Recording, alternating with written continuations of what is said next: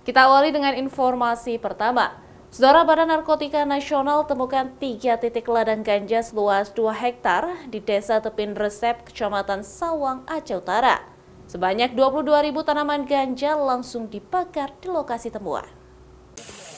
Untuk tiba di lokasi, tim gabungan BNN bersama TNI Polri harus menyusuri perbukitan dengan berjalan kaki sejauh 2 km di Desa Tepin Resep, Kecamatan Sawang, Aceh Utara.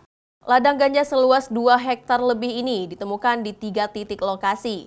Setidaknya ada sekitar 22.000 batang tanaman ganja dengan ketinggian 50 cm hingga 1,5 meter.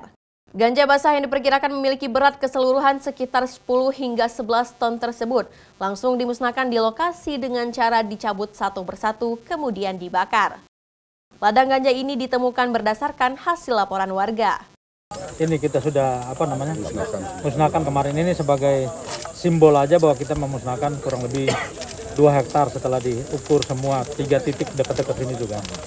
Perhitungan kalau 22.000 pohon itu kalau ditimbang itu ada kurang lebih 10 sampai 11 ton ganja basah.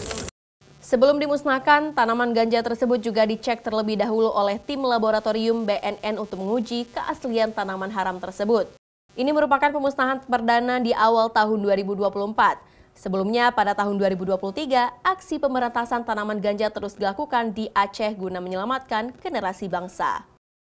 Pihak BNN pun terus melakukan penyelidikan guna mengungkap pemilik ladang ganja di lokasi tersebut. Zikri Maulana, Kompas TV, Aceh Utara.